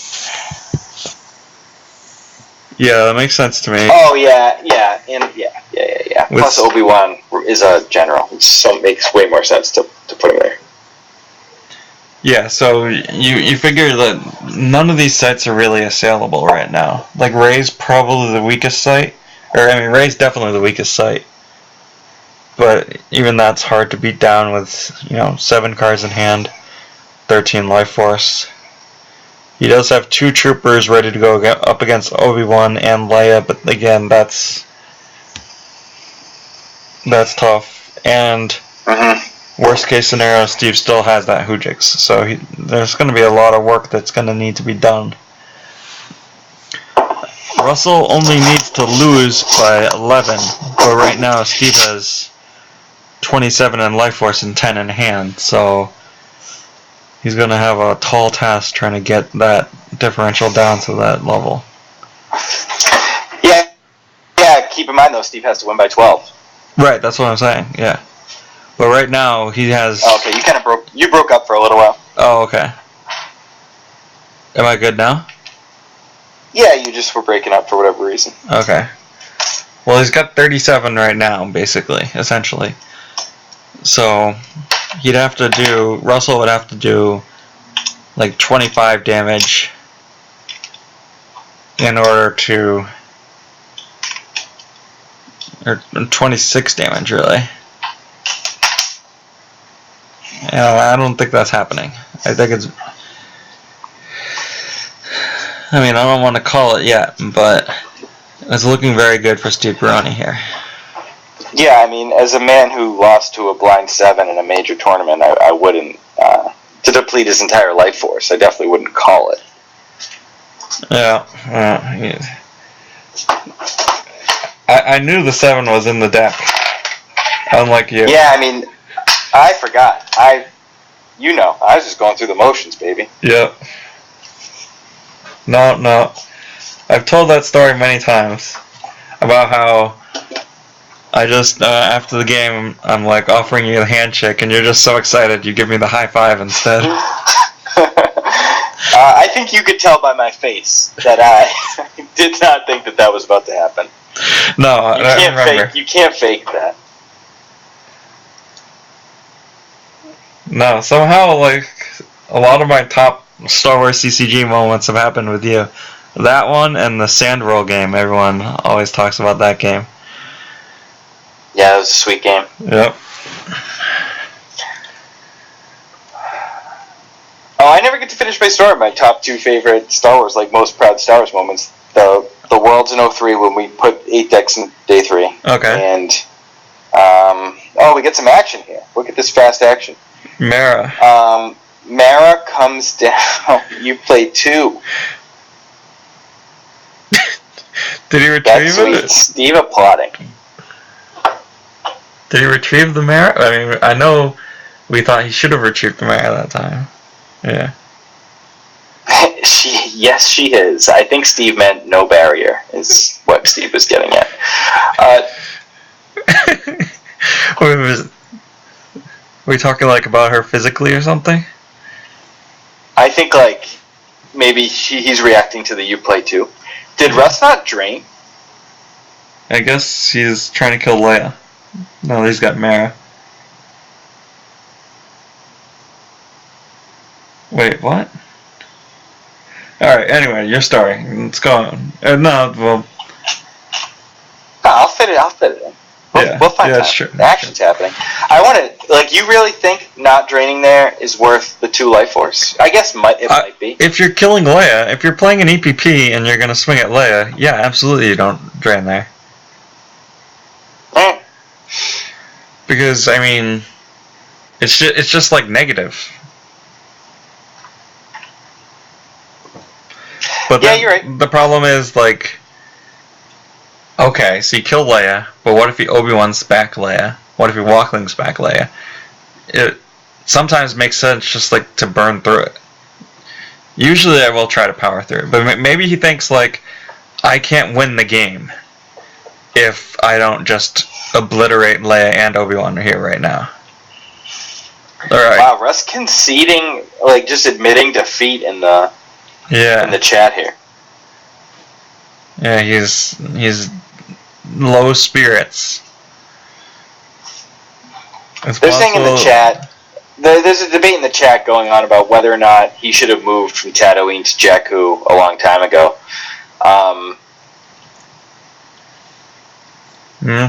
Because Occupation's not doing any damage, and people are saying, like, oh, well, he'd lose the bonuses from the AO. I don't think that matters at this point in the game. Like, the AO is really good to just spit your whole deck out on turn 1 or 2 if need be. Yeah, I think that's true. You maybe should have actually get some drains going, stop the drains from Steve. So he does. All right, so he does hit Leia.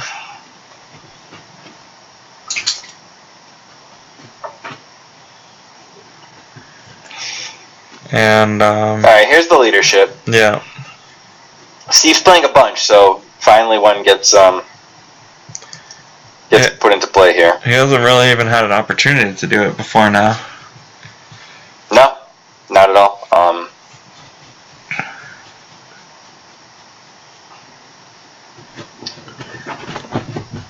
Russ has 4 in his force pile. What?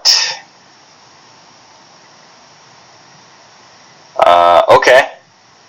So Obi-Wan just got Dioxysed. Okay. Target's Jedi game text is canceled. Wait. If Destiny greater 2 targets game text is canceled for the remainder of the turn. Does this matter? I mean, it just cancels his immunity. Right, but he's only getting one Destiny, right? No, he still gets 2 Destiny. Leia's hit. Yeah. That's why. Okay. Why? I've literally never seen that card played before. Alright, I mean, it's not good. It's not generally good. It could be good. Like, especially the first part. Like, you can imagine that being a blowout. But it would have... I could see that being, like, a good tech card for Steve, who just, like, plays a lot of Jedi. Yeah, that's, I'm sure, what it's in there for. It definitely is not in the normal version of the deck, I'll say that. Alright, so Steve draws pretty low. A 1 and a 4, so we've got a... We're clearing the light side. Russell does flip here. And so Russell needs to just not take much damage for the remainder of the game here. So I think he does he move back to Jakku is the thing.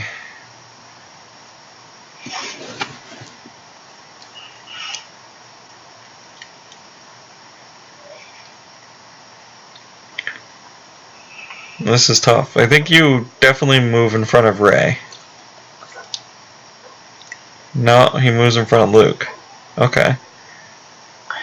That's extremely questionable. It's a little bit risky. But, I mean, when you're down this is when you need to take the risks, you know? What is the benefit of moving in front of Luke over Rey? The one difference in force strength? And you're tempering that with the ability to get Sorry About the Mess. Against possibly the best tracker in all of Star Wars. The one force drain per turn, though. Maybe he's just like, okay, the only way I win this is if I kill Luke here. I'm going to once again bring up Sorry About the Mess. I'm aware.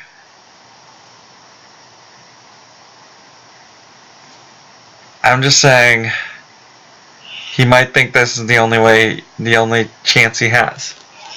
But I don't.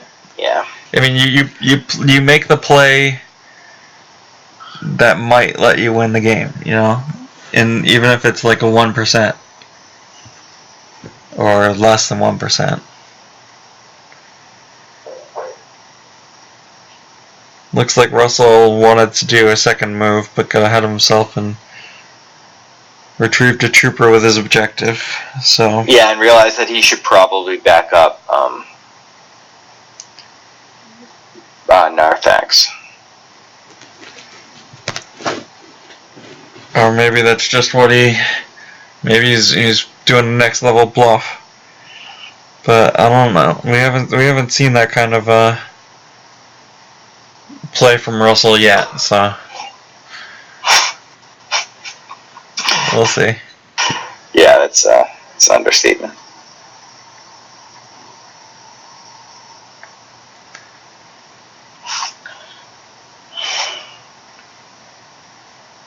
Both players talking about their alcohol consumption today. Getting the excuses Yeah, ready. I mean, I don't know anyone that drinks more than Steve.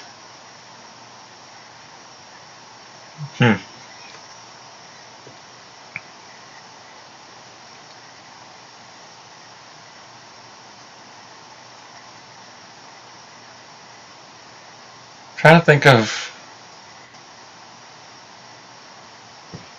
Yeah, like the kid I knew in college, he was like the biggest drinker I'd ever met. Now just is the biggest smoker I've ever met. You just like run from one to the other. Smooth transition. Doesn't even drink anymore.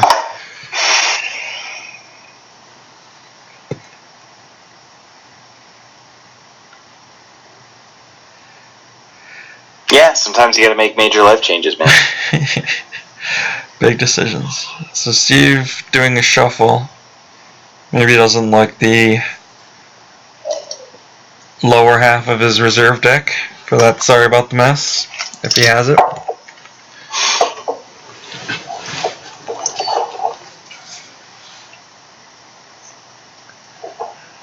I'm assuming that there isn't actually an immediate effect that he's looking for. He just wants to shuffle.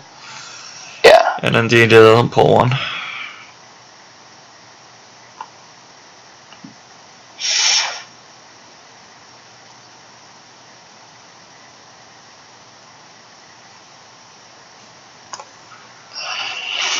Russell finally losing the flagship executor now that he really doesn't have the life force to deploy it.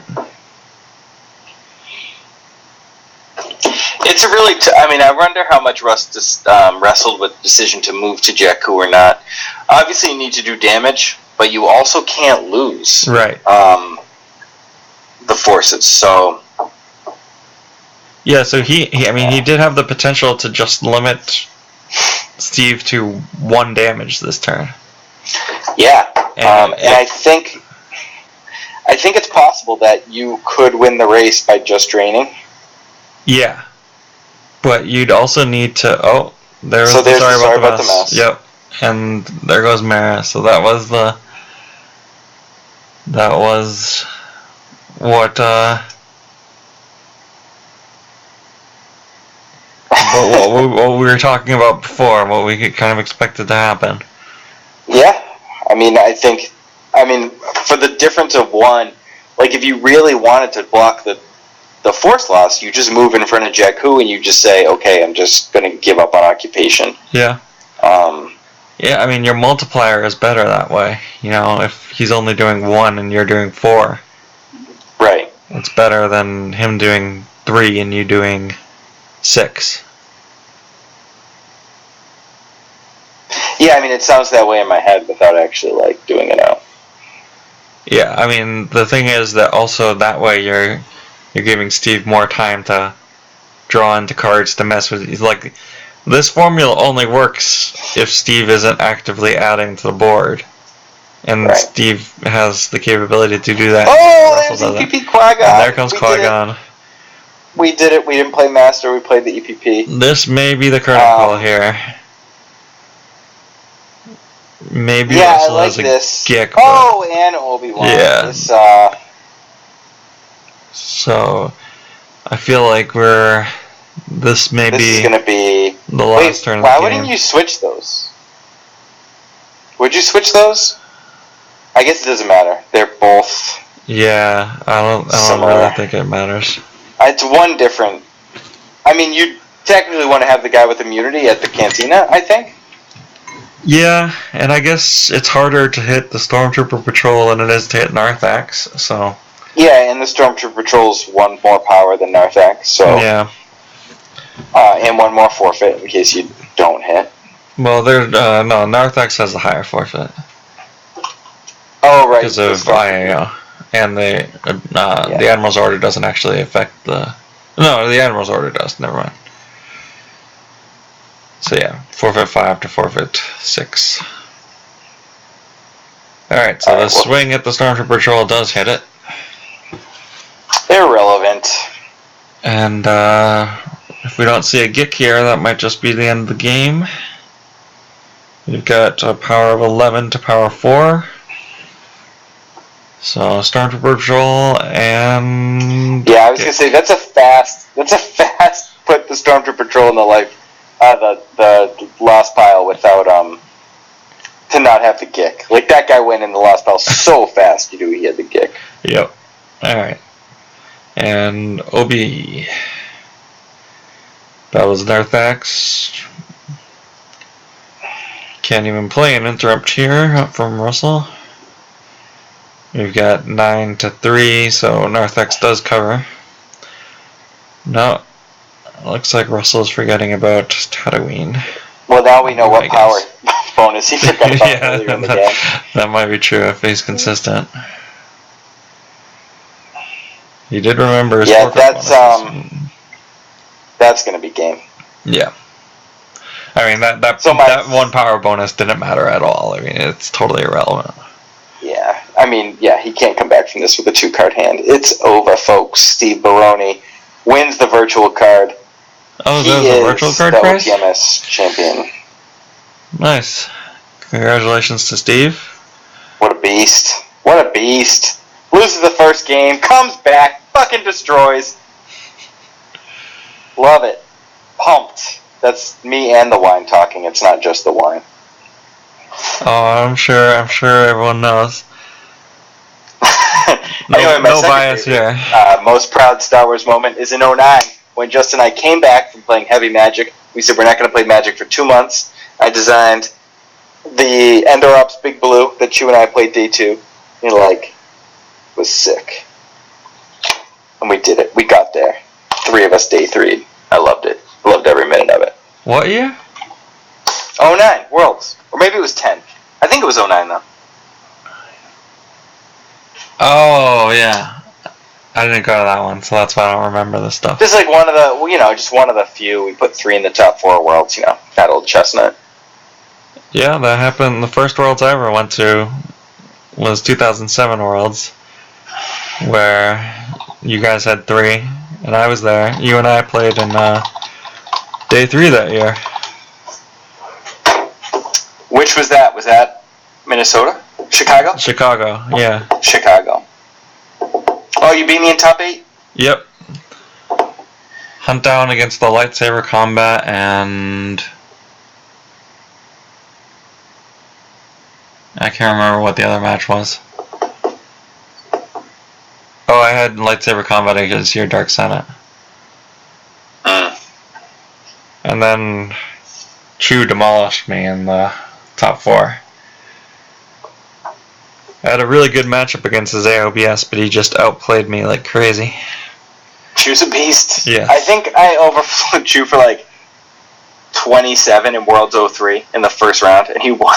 He won the game.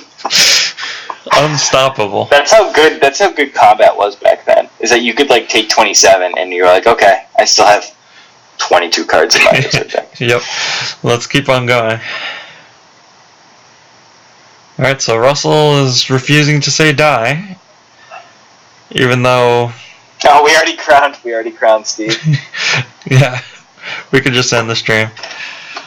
Well, my wife is probably going to kill me. I told her I was taking a night off cards. Alright, so you're out of here? Yeah, well, I mean, you can give some play-by-play. I'll give some color commentary while I lock up the house and everything. Okay. Wait, are you talking to me on your phone right now? Yeah, I always talk. I just said earlier I was talking to you on my phone. Oh, I don't know. I Skype from my phone, baby. Okay. I definitely. I guess I just didn't realize it because, I figured if I'm on my computer, I didn't realize, you could do the computer to phone Skype thing. I don't know why I didn't think of that. Let me tell you about this invention. It's called the internet. You can Skype people's actual phone number, not just their Skype. Okay. I have a free Skype tutorial on the stream here. But yeah, I even said I'm on my Bluetooth headset that connects to my phone, and when you call me, I get disconnected. Yeah, It disconnects my headset. Yeah, you said like stuff about Bluetooth and stuff, and I just didn't understand it and didn't think it was worth having you explain it, so I just kind of tuned it out. So you just brought it up again later? No, I didn't know that I was bringing it up again later because I didn't know what you said before. My bad. You're good.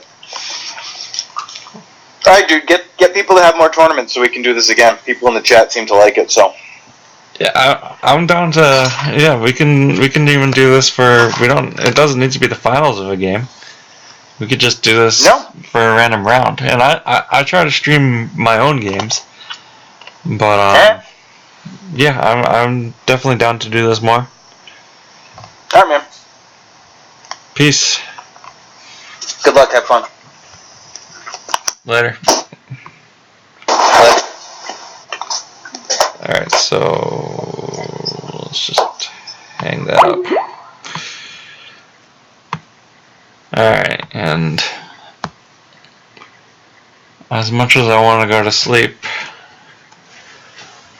I will hang through this to the bitter end, which is looking like it's just about now.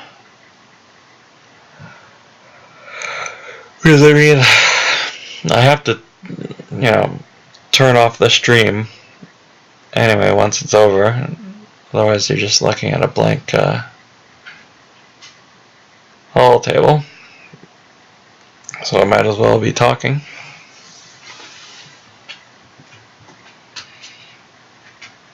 Yes, it's almost time. Come on up. Alright. Let's hope there's no Gick here. Kawaga, there's a battle at the cantina. I know I haven't been zooming in on cards. I probably should have been doing that. The Stormtrooper patrol is hit. Qui-Gon draws destiny of a 4. So we've got power. Gick! He gicks! No, why do you do this? Alright, so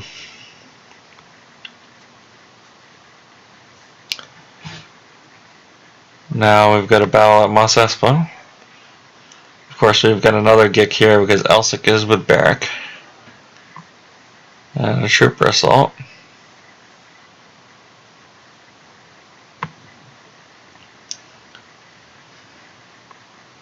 And gets him power of 3, 7,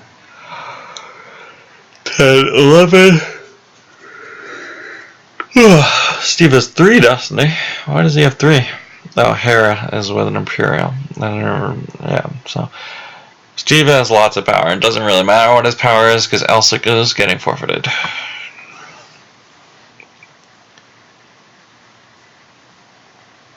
I'm not going to count his power. Whatever, I'm lying. What else am I going to do? I'm going to count his power.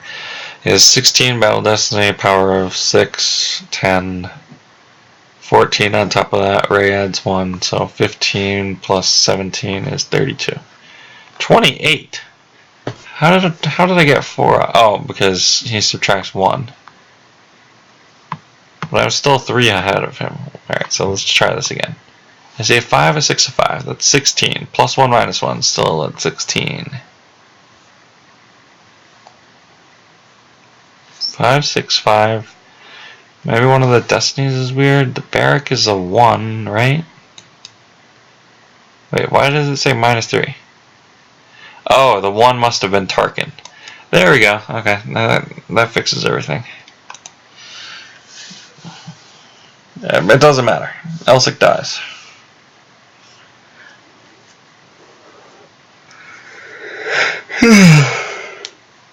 And, I mean, Russell lives another turn, but what's the point? He's not doing any damage.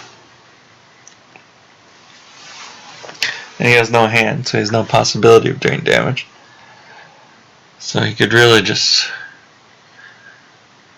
save us some time and scoop here and I could sleep, and I'm sorry, I'm not being bitter.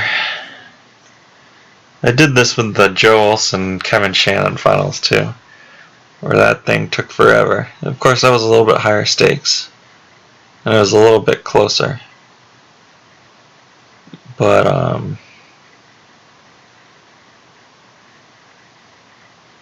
yeah, sometimes you see a match that's just so over that you're like just waiting for it to end.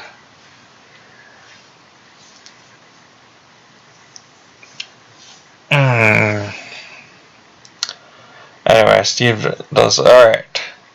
So we've got a draw up from Russell, the official concession. And Steve Baroni wins the match. Russell winning game 1 by 11, but losing game 2 by 22. So the overall winner of the match being Steve Baroni, winning, I guess, a V card in the Online Major Tournament Series number 10. So congratulations to Steve. Congratulations as well to Russell. Good showing, and thank you both for letting us stream this match. And thank you all the viewers for watching. Stay tuned, and hopefully we can bring you more content, and maybe the OMTS 11, which, stay tuned, hopefully it's coming soon. Good night, and bye for now.